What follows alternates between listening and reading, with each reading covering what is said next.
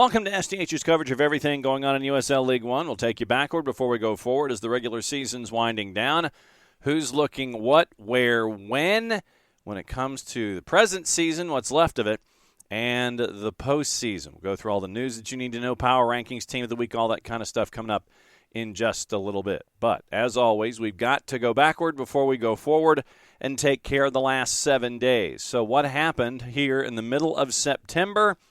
Thursday night football, Forward Madison, and Richmond continues their swoon, losing on the road at Breeze Stevens by the final of 2-0. That sets up Saturday in our match of the week. At Wake Med, North Carolina FC, South Georgia Tormenta. South Georgia Tormenta had to have it if they were going to keep any kind of postseason hopes alive. Here's your highlights, courtesy of our friends at USL League One, ESPN Plus, and YouTube. Wearing their home jerseys that they'd wear down in Statesboro as they get us going off here in Cary. Puerto Rican setup and coaches within the youth side here at NCFC Youth. So it was a really good win. Otieno hesitated with the ball for a second under some pressure by several players. What a win by Natalu McLaughlin, and a great save by Pablo Jara. Falls back to Rafa. Natalu.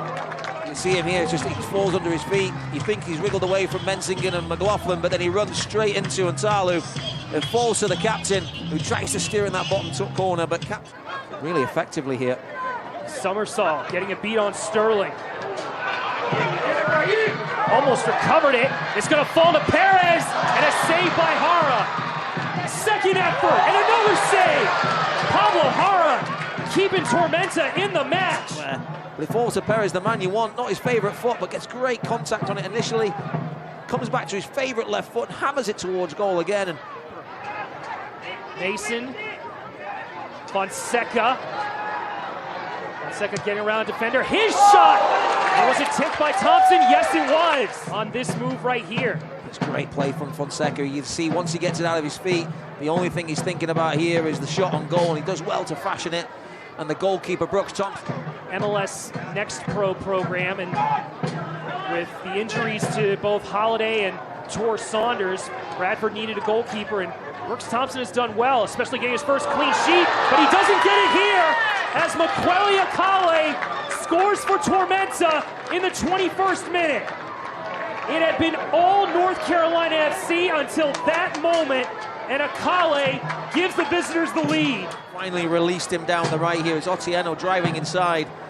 Akoto here beats Flores Blanco far too easily. Just a little push past him. And then the delivery is to hang it up to the back post. It looks like it's going to be Boschua, but he gets the call from Fonseca, who guides it down to the 6-yard box. And then Zakale again. He scored back at the start of the season with a big goal to get the 3 points today. Has he done it again? Makweli Akale now into double digits, his 10th goal of the campaign. Akale looking to cross it. Oh, what a chance by Boschua with a scissor kick. Doing a good job of walking away from the scene of the crime. Yeah, Alexander Zelyaskov, the referee. Now the card does come out, especially for the home fans. A good number has come to Wake Med Soccer Park as Maldonado delivers a cross, headed out by Akoto. Good job by Anderson to win the second ball. Somersault! A gorgeous strike by Raheem Somersault. We said they needed an early start in the second half, a quick one, and they've got it. And Somersault here that starts it with a really good ball out to the right flank. The ball whipped in there by Maldonado. It's cleared away. Akale's he's in a great spot to deal with it. Ball bounces around, falls to Somersault, who just sets himself brilliantly and guides it into the bottom right-hand corner. For the first time tonight, Pablo Jara, full stretch and not able to deal with it. But what an... Otieno. Kill line. Back to Jara. Bad giveaway. Somersault to Anderson. Anderson with purpose, and it's 2-1! Olex Anderson, you mean Olex Anderson, giving the home team the lead. Just a bit passage of sloppy play from the visitors, South Georgia Tormenta. Pablo Jara, the captain, trying to feed it to Heckenberg. Somersault's there, he finds his teammate, and it's all about Go Alex Anderson Jr. from that point. Great touch, gets it out of his feet, fends off Otieno, and then strikes it through the legs of Knutson into the bottom left corner. Once again, Paulo Hara at full stretch, no match for the man from the St. Vincent and the Grenadines. And a huge goal for the home team, North Carolina FC. And Jackson Corey is going to come in. Coming out of the game, number 59, Nathan Dalla. As looks like Jackson Corey is stepping over this set piece, looking to deliver it. 10 minutes plus. Yeah, North Carolina has used all their substitution opportunities as Corey's able to beat Lou Young. Fonseca, Corey! 2-2! The substitute, Jackson Corey, says Tormenta is not done yet. There's one too many, and Tormenta has found an equalizer. It's just a really scruffy goal defensively. You see the ball, it's a sloppy pass from Corey there. He gets it luckily back, but he does everything brilliantly from that point. See here, it's a sloppy pass, doesn't get where it wants, but he gets the ball right back here. Great touch to set himself, and then that favoured left foot arrows it into the bottom corner. That's the third goal this half from outside the box. That's found. Fonseca trying to pick up the pieces. Sterling, and it's stopped by Thompson. Murphy, and it's touched over the bar by Thompson. Knutson looking towards Corey, headed away by Lou Young. Cervania tried to shield him off. Heckenberg wins the loose ball. Sterling chests it for Ajay, and Tormenta, whose playoff hopes were in dire straits, has now pulled off a stunner. Stunned this crowd at Wake Med Soccer Park. Once again, it's just a hopeful ball forward. Sylvania gets there.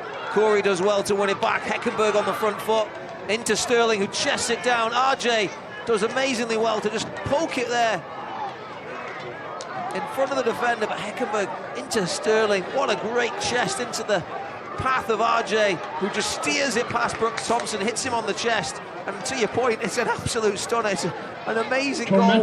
This game's had so many twists and turns, and look at the celebration from Tormenta. They know that the playoff hopes are still alive. But they want to get the 3 points here, as we're still in the 7th minute of added time. Ball is cleared, and that is it. So they did, in fact, get the win, 3-2 at North Carolina FC, to keep their hopes alive as they continue the chase. CHI Memorial had the Murder Owls knock off the Red Wolves 3-2. Union Omaha, your winners. Also on the board, Greenville on the road at Regal Soccer Stadium beats 1 Knox 1-0. Northern Colorado Hailstorm on the road at Fresno State knock off Central Valley Fuego by the final of 2-0. And then your matchup on Sunday, Lex SC at Toyota Stadium drew Charlotte Independence. Final 2 apiece. Honors even. So that sets up your standings with only a handful of matches to go here in the regular season. And teams that have clinched postseason berths, 27 matches in, Hailstorm, Union Omaha, identical records. Hailstorm ahead on goal difference by 7 goals, 52 points, plus 18 to plus 11. North Carolina FC could not keep pace with that loss, and they've hit win-loss, or loss-win, loss-win-loss. So maybe next time out, if you believe in numerology, it will be a win for North Carolina FC, but they're at 50 points. They are in third. Charlotte has played one more match than everybody else north of the playoff bar. They're at 44 points. They have hit each column once in recent memory. Forward Madison now up to 41 points as they have hit each column once in their last 3. Greenville Triumph, they are at 40 points, and they have hit each column once in their last 3. 4 points clear of 1 Knox, who's at 36 points. South Georgia Tormenta stopped a 2-game skid. They're at 35. Lex SC barely hanging on to any kind of a postseason hope at 28 matches. They're at 30 points. Richmond has lost 4 of 5. Skid continues now. They have 28 points, but they are eliminated from the postseason. First time in a long time for Richmond Kickers. Red Wolves also eliminated, having lost 2 in a row. They're at 24 points. Central Valley has 1 less match played, 27 matches, 20 points. They have been eliminated. from postseason activity as well. So that sets up the news from in and around the league. Let's go to Team of the Week and let you know who everybody thought the best of the best was, presented by our friends at Konami eFootball.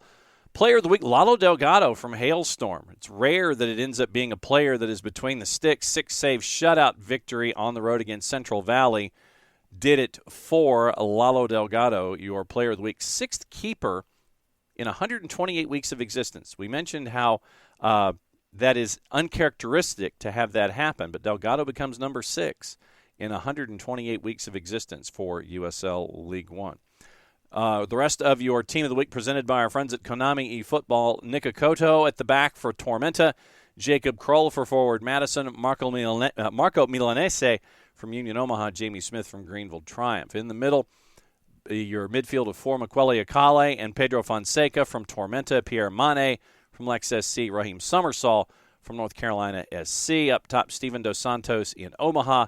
And Derek Gebhardt from forward Madison. Your bench, Jared Mazzola from Greenville Triumph, Arthur Rogers from Hailstorm, Joe Brito from Union Omaha, Aiden Messias, forward Madison, Tate Robertson from Lex SC, Leo Castro from Greenville, and Keziah Sterling from South Georgia Tormenta. That is your Team of the Week presented by our friends at Konami eFootball. Lex SC has named Nacho Novo as their interim coach. Rangers Hall of Fame forward has been a member of the technical staff since November of 2022. Freeing up head coach Sam Stockley to dedicate more time to his original role as sporting director.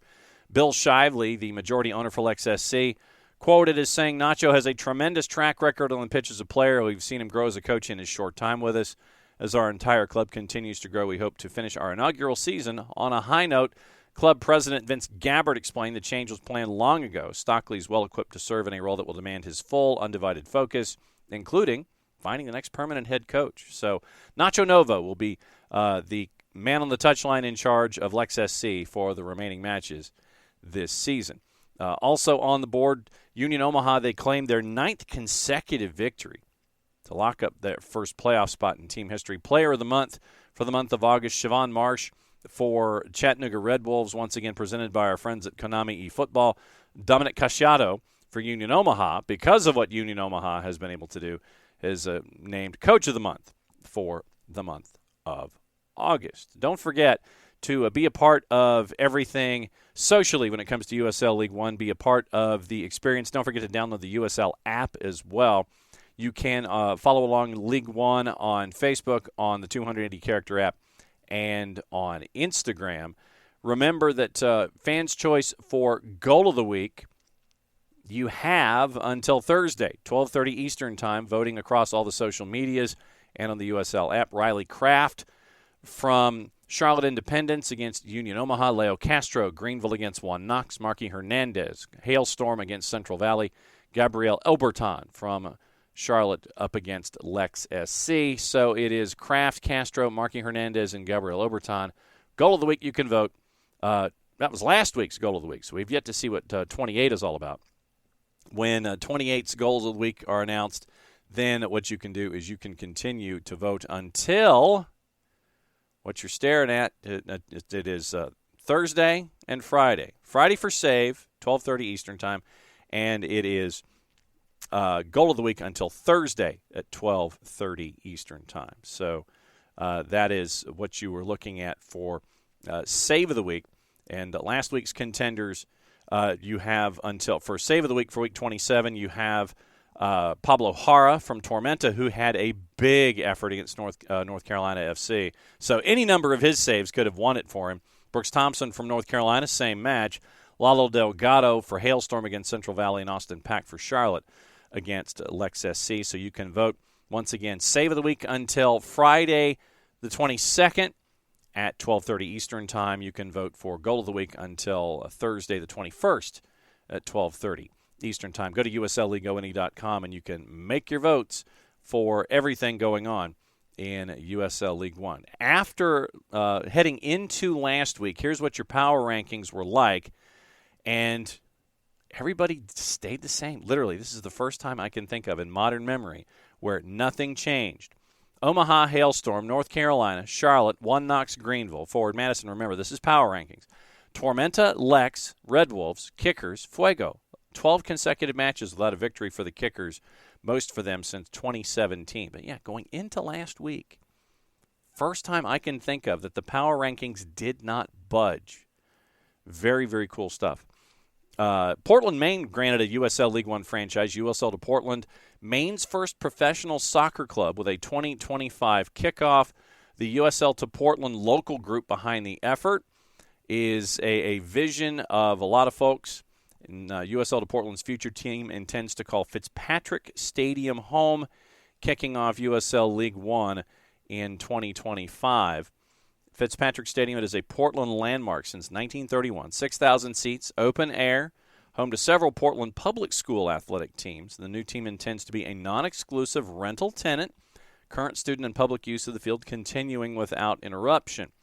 And this is also part of the bid. USL to Portland has prioritized social responsibility and inclusive community building since 2019, pledged 1% of revenues toward local high-impact organizations centered around DEI and underprivileged youth, donated 4,000 soccer balls to the Greater Portland Immigrant Welcome Center, hosted soccer matches and watch parties with over 10,000 attendees, and forged relationships with local soccer clubs focused on equitable access for underprivileged youth.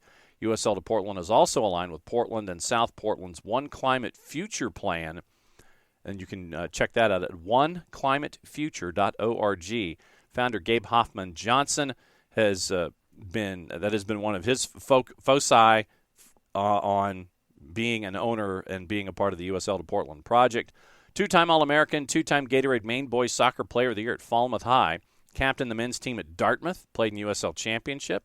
Founders team also includes Jonathan and Catherine Cully of Redfern Properties, a housing developer in Portland, and Lewiston native Tom Caron, 30-year media vet, current member of Nesson's broadcast team. Very, very cool stuff. You're going to have town hall meetings coming up in short order, but USL to Portland, Maine, coming online in 2025. Very, very cool stuff there as well. So let's get you ready for what is going on this week in USL League One, looking at the schedule and getting you squared away for a very, very busy weekend and a very, very busy week because it is midweek weekend, and then you get the midweek off. Everybody's catching up with the matches to get in line with everybody. But Wednesday, 8 o'clock at Breeze Stevens, Forward Madison is hosting Northern Colorado Hailstorm.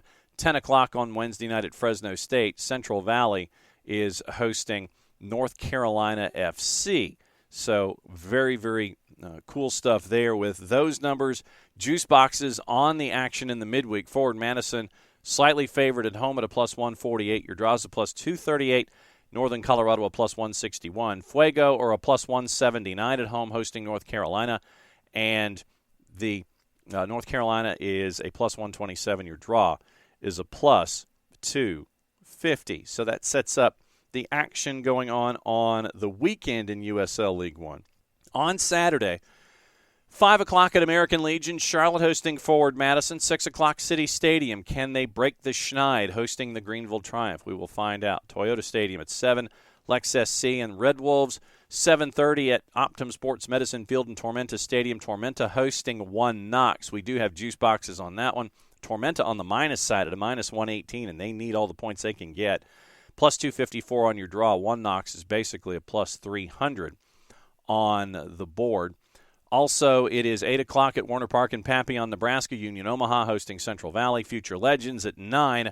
Northern Colorado Hailstorm and North Carolina FC. If you are near any of these matchups, all 8 of them that are in USL League One this week, go and check it out. Quality competition in the 3rd division in the U.S. soccer pyramid, and especially as we're getting closer and closer to the postseason, find out who's chasing, who wants in, who is in, and what the positions are. If you cannot make it locally and want to follow along on your local providers.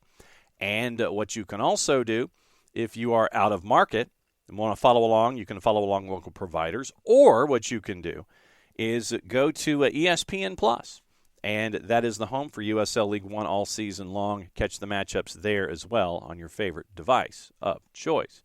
That is your wrap-up of everything going on in USL League One. That's your review preview for everybody here at SDH. I'm just John. Play it safe, everybody. Enjoy the games. There can be only one.